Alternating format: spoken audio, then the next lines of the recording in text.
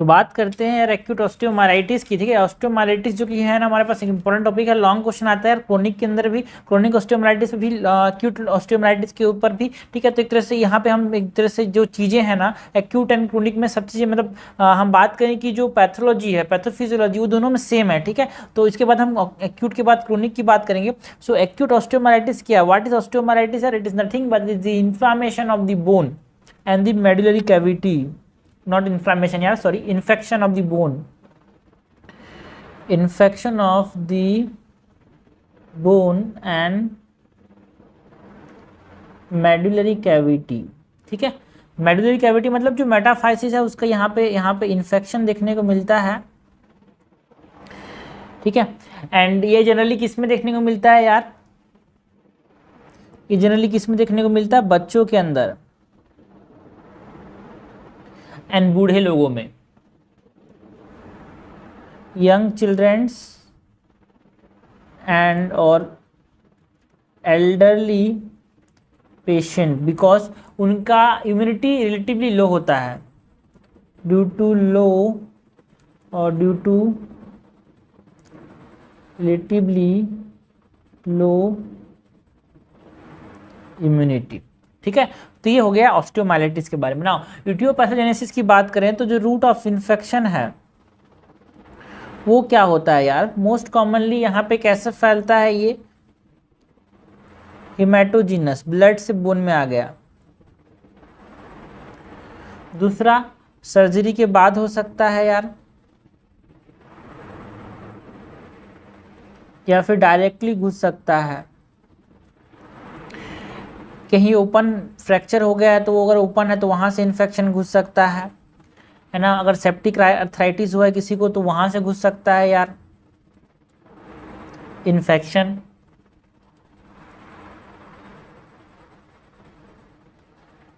ठीक है, मेटाफाइसिस जो है it is the most common region involved यार। मोस्ट कॉमन रीजन कौन सा है? मेटाफाइसिस।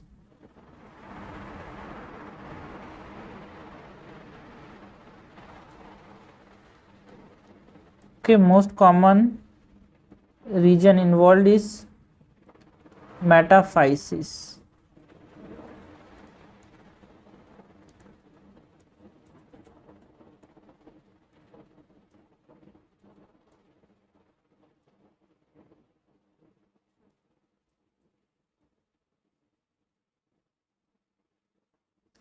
एंड यहाँ पे कौन कौन से इंडिविजुअल्स जो हैं जो कि जनरली यहाँ पे इन्फेक्शन कस करते हैं उसकी बात करें।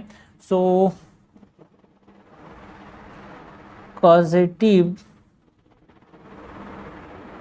ऑर्गेनिज्म के कौन कौन से आते हैं भाई? Staphylococcus aureus which is the most common in organism, streptococcus and pneumococcus भी करता है।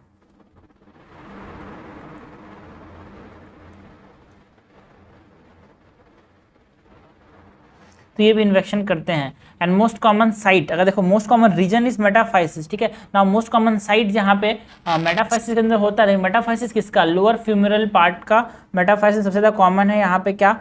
ऑस्टियोमाइलाइटिस यार। सो मोस्ट कॉमन और द कॉमनेस्ट साइट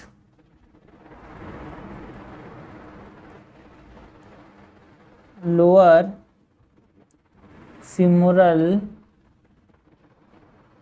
मेटाफाइसिस। ठीक है, हो गया हमारे पास सिटियोपैथोजेनेसिस हो गया यार, कॉजेटिव ऑर्गेनिज्म और कैसे किस रूट से इन्फेक्शन होता है, कहाँ पे ज़्यादा कॉमन है ना।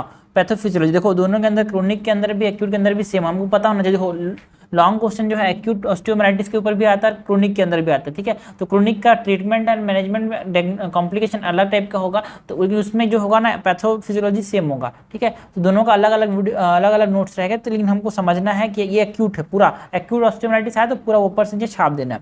सो पैथोफिजियोलॉजी की बात करें तो देखो जो एक्यूट ऑस्टियोमाइलाइटिस है ना वो किस में कन्वर्ट हो जाता है? क्रॉनिक ऑस्टियोमाइलाइटिस के अंदर। एंड क्रॉनिक का क्या होता है? एक्यूट एक्सैबरेशन हो सकता है भाई अचानक से।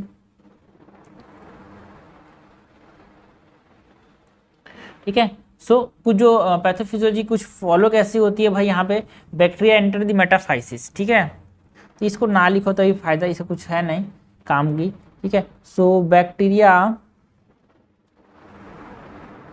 एंटर्स मेटाफाइसिस, जब बैक्टीरिया एंटरफाइसिस को एंटर करता है तो यहाँ पे हिमेटोजिनस रूट से भी आ सकता है, और बहुत सारे हमने जो रूट देखे वो सबसे, तो हम एग्जांपल ले रहे हैं हिमेटोजिनस रूट का।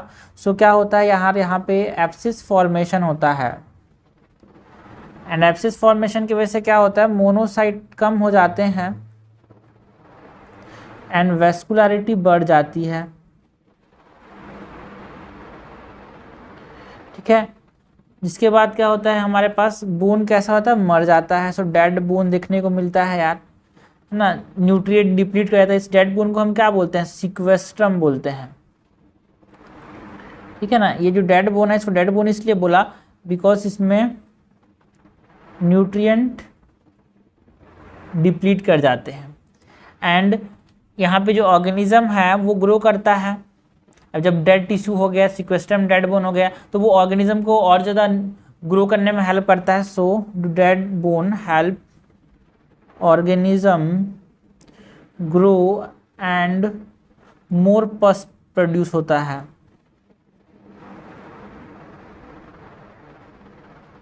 ओके। जिससे क्या होगा, और ज़्यादा एब्सिस बनेगा, मोर एब्सिस या फिर पस। ज़्यादा एब्सिस और पस हो गया तो क्या कर जाता है, ये परफोरेट कर जाता है यार, परफोरेट कर जाता है। जो नया बोन भी देखो, बोन टूटने के साथ साथ बोन बनता भी है ना, हम लोग देख रहे हैं हमारा बॉडी जो है सिर्फ टूटने तो देगा नहीं, कुछ नया बोन बनाएगा। इस नया बोन को हम क्या बोलते हैं, इनवॉकुलम, ठीक है। बिकॉज यहाँ पे जब डेड बोन होता है एब्सिस का फॉर्मेशन होता है। यहाँ पे अगर बात करें एब्सिस का फॉर्मेशन पैरेलली, यहाँ पे क्या होता है, एब्सिस का फॉर्मेशन होने से पेरियोस्टियल रिएक्शन होते हैं, एंड पेरियोस्टियल रिएक्शन की वजह से क्या होता है, जो ऑस्टियोप्रोजेनाइटर सेल्स होते हैं वो ट्रिगर हो जाते हैं यार, बोन डिग्रेड हो रहा बोल के मैसेज जा रहा है, तो ठीक है। जिसकी वजह से हमारे पास क्या होता है, न्यू बोन का फॉर्मेशन होता है, जिसको हम क्या बोलते हैं, इनवॉल्यूक्रम, ठीक है।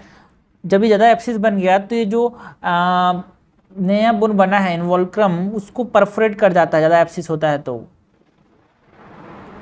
एंड बोन से कहाँ एंटर कर जाता है, इनटू द सॉफ्ट टिश्यू यार,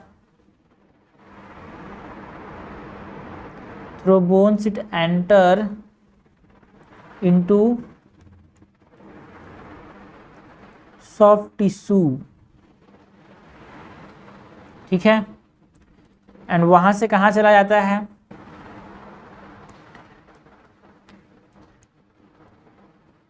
क्लोएका के अंदर जो ओपनिंग है। इसके बाद स्किन भी परफोरेट हो जाता है और साइनस दिखता है बाहर में, हमको बाहर से कोई छेद है बॉडी के अंदर ऐसा लगेगा। Skin also perforated and sinus का फॉर्मेशन होता है ना। साइनस मतलब क्या, बाहर से कोई बॉडी के अंदर से कोई बाहर चीज आ रही जैसी चीज दिखती है। तो ये पैथोफिजियोलॉजी हो गया यार हमारे पास किसका, it is the pathophysiology of acute osteomyelitis. यही पैथोफिजियोलॉजी क्रोनिक के अंदर भी रहेगा, बिकॉज ये ट्रीट नहीं हुआ तो वही क्रोनिक में बन जाएगा, ठीक है ना। ये सेम रहेगी, हमको समझना एग्जाम लिखना कैसे है। तो ये पैथोफिजियोलॉजी के नाम। क्लिनिकल फीचर से अगर हम बात करें तो यहाँ पे दो चीजें इंपॉर्टेंट है।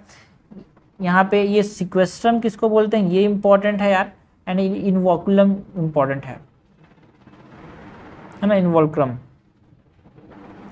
सो यहाँ पे एक चीज को समझना कि एक्यूट ऑस्टियोमाइलाइटिस कब बोलते हैं ना, क्रोनिक कब बोलते हैं। Before the formation of sequestrum generally less than 2 weeks लगता है सीक्वेस्ट्रम बनने में, तो इसको एक्यूट ऑस्टियोमाइलाइटिस बोलते हैं, है ना। तो यहाँ पे हम बात कर सकते हैं दैट एक्यूट ऑस्टियोमाइलाइटिस किसको बोलते हैं,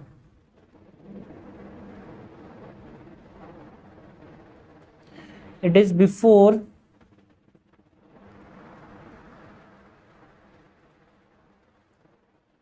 formation of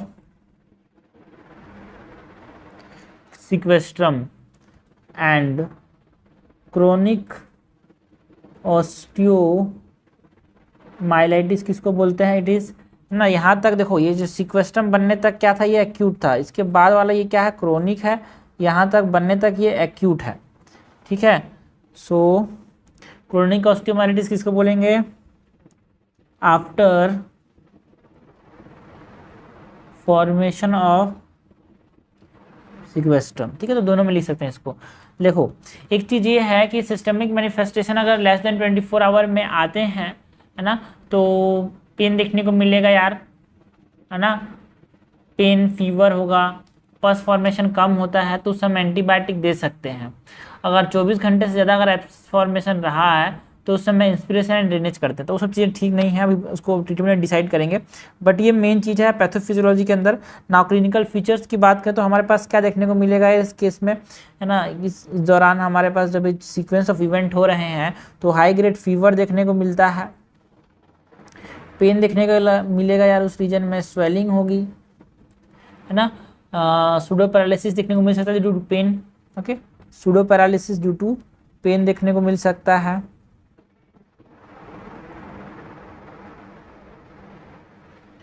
pseudo paralysis due to pain, है ना, मतलब वो आदमी दर्द के मारे ऐसा होगा, सूडो पैरालिसिस मतलब उसको इतना दर्द होगा कि उसको मूव करना नहीं चाहेगा, इसीलिए हम सूडो पैरालिसिस बोल रहे हैं। Does not want to move the limb। Okay, so investigation के अंदर क्या कराएंगे भाई?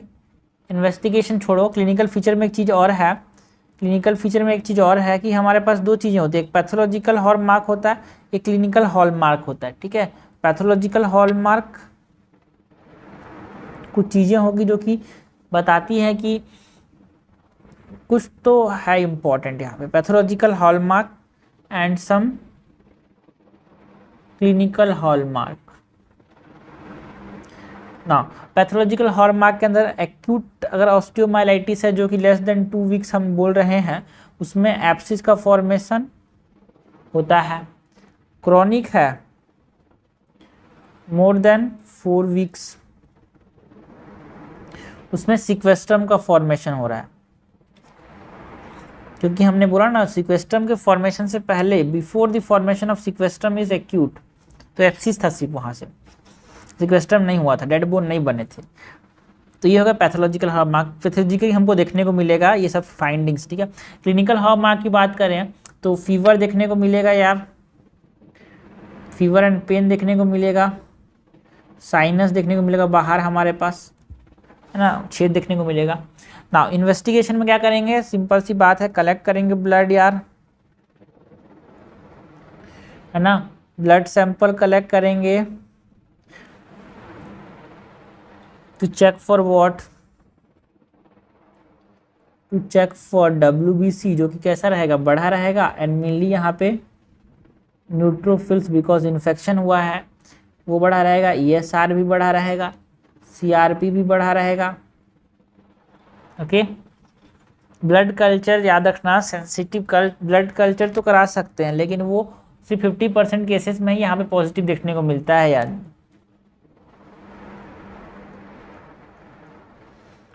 Blood culture only 50% positive for staph aureus, है ना। यहाँ पे हम क्या कर सकते हैं, सीरम प्रोकैल्सिटोनिन बात कर सकते हैं जो कि एक सेंसिटिव एंड स्पेसिफिक मार्कर है for septic arthritis and osteomyelitis.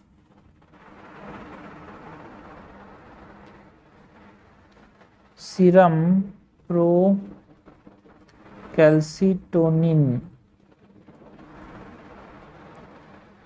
Sensitive and specific, अगर ये दिख गया, इसके अलावा और बाकी चीज़ों के होने के चांसेस कम है। It is the sensitive and specific marker for septic arthritis and osteomyelitis. Okay, यहाँ पे देखो गोल्ड स्टैंडर्ड क्या है, हम लोग इस इन्वेस्टिगेट करने की क्या हुआ है, गोल्ड स्टैंडर्ड क्या बोल सकते हैं? गोल्ड स्टैंडर्ड इज बायोप्सी यार, जो साइट हुआ है वहां से बायोप्सी के देखेंगे। So gold standard is biopsy from tissue site. Management कैसे करेंगे यार यहाँ पे इसको? मैनेजमेंट कैसे करेंगे पहले तो ओके तो कोई एक्यूट केस आया उसको मैनेज कैसे करेंगे भाई, पहले तो एंटीबायोटिक्स देंगे बिकॉज इट इज़ इन्फेक्शन यार, ठीक है। एंटीबायोटिक्स का डोज क्या होगा, लॉन्ग टर्म ट्रीटमेंट क्या होगा, उसको ट्रीटमेंट सेक्शन में बात करेंगे। बट हाँ, एंटीबायोटिक कौन सा एंटीबायोटिक देंगे, यहाँ पे ब्रॉड स्पेक्ट्रम एंटीबायोटिक देते हैं एज एन एम्पेरिकल थेरेपी, है ना। एंड कल्चर रिपोर्ट के रिगार्डिंग ये मतलब चेंज हो सकता है।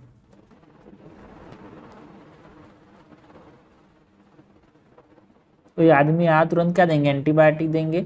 And we can change as per the culture report. Antibiotics दे सकते हैं, एनाल्जेसिक्स दे सकते हैं, analgesic for pain, antipyretic for fever,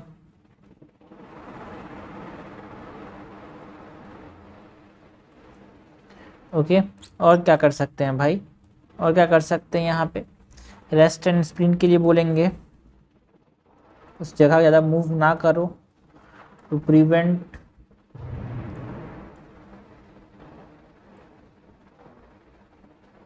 movement, okay. Case of emergency and limb elevation रखेंगे अगर स्वेलिंग हो गया तो,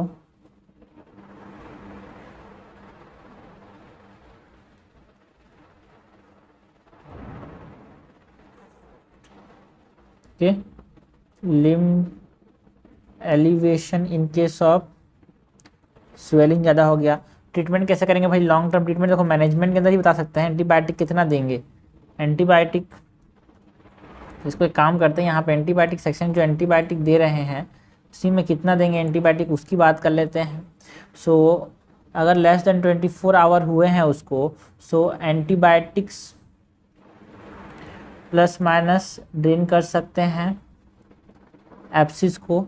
और अगर उसको 24 आवर्स ज़्यादा हो गए हैं वैसे सिम्टम्स आए तो एंटीबायोटिक्स देंगे प्लस ड्रेन करेंगे एब्सिस को सर्जिकल ड्रिलिंग के थ्रू, है ना। एंड ड्यूरेशन क्या होगा भाई एंटीबायोटिक्स का, यहाँ पे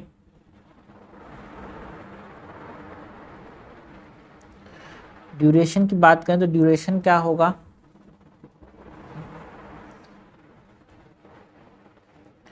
two weeks of parental antibiotics, ये भी मतलब antibiotics followed by 4 weeks of oral antibiotics.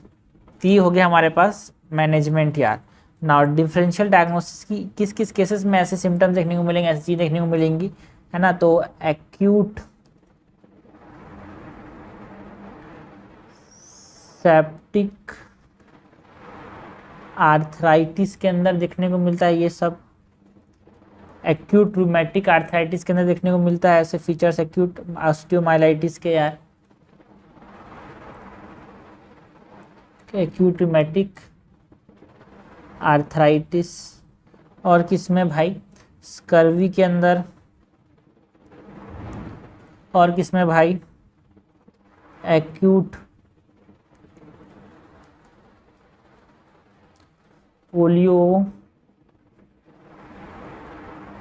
Myelitis में ये सब दिखने को मिल सकता है। अगर हम कॉम्प्लिकेशन की बात करें तो कॉम्प्लिकेशन में मोस्ट कॉमन कॉम्प्लिकेशन क्या है यार, यहाँ पे क्रोनिक ऑस्टियोमाइलाइटिस,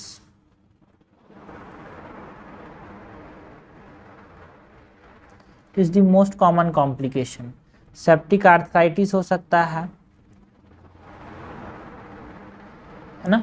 सेप्टिक आर्थराइटिस के बारे में एक चीज़ है कि ग्रोथ प्लेट अगर है ना तो वो प्रिवेंट करता है स्प्रेड ऑफ इन्फेक्शन को। अगर ग्रोथ प्लेट है so it prevent the spread of infection, ठीक है। और ग्रोथ प्लेट जनरली कब देखने को मिलता है यार, इट इज सीन बिफोर, किसी में कॉम्प्लिकेशन में अगर सेप्टिक आर्थराइटिस है तो अगर ग्रोथ प्लेट फॉर्म नहीं हुआ है उसमें जनरली देखने को मिलता है ना। Seen before growth plate formation मतलब अगर उसको 2 साल से कम है तो उसमें हमारे पास ग्रोथ प्लेट नहीं बना तो उसमें सेप्टिक आर्थराइटिस हो सकता है। या फिर आफ्टर ग्रोथ मतलब 2 से लेकर 18 साल तक लगभग लोगों को ये नहीं देखने को मिलेगा, ये क्लिनिकल फीचर में ये कॉम्प्लिकेशन नहीं देखने को मिलेगा सेप्टिक आर्थराइटिस वाला। 2 साल से कम में देखने को मिलेगा और 18 साल से ज़्यादा ना, बिकॉज उस समय ग्रोथ प्लेट क्या हो गया, फॉर्मेशन खत्म हो गया। सो एडल्ट्स में देखने को नहीं मिलेगा। तो ये समझना है थोड़ा सा, इसका एग्जाम में ना लिखो तो भी चला था, बट कॉम्प्लिकेशन में 4 चीज़ें हैं। क्रोनिक ऑस्टियोमाइलाइटिस हो सकता है, सेप्टिक आर्थराइटिस हो सकता है, यहाँ पे सेप्टिसीमिया हो सकता है, एंड पैथोलॉजिकल फ्रैक्चर हो सकता है, एंड यहाँ पे ग्रोथ डिस्टर्बेंस हो सकता है। सो ये हो गया हमारे पास कॉम्प्लिकेशन या डिफरेंशियल डायग्नोसिस। ऐसे ही क्वेश्चन आता है, right to pathogenesis, clinical feature, DD and management of acute osteomyelitis. तो इस तरह से हमने कवर किया है। कॉम्प्लिकेशन, डीडी देखा, मैनेजमेंट देखा, इन्वेस्टिगेशन देखा, क्लिनिकल फीचर्स देखे, पैथोफिजियोलॉजी देखा, है ना, एंड इटियोपैथोजेनेसिस देखा। ये जो पैथोफिजियोलॉजी है दोनों के अंदर सेम रहेगा, क्रोनिक एंड ऑस्टियोमाइलाइटिस के अंदर, मतलब क्रोनिक और एक्यूट के अंदर। इंपॉर्टेंट टॉपिक है यार। 5 टॉपिक अगर आपका जाना है ऑर्थो में तो ये तो है ही, एक्यूट और क्रोनिक ऑस्टियोमाइलाइटिस।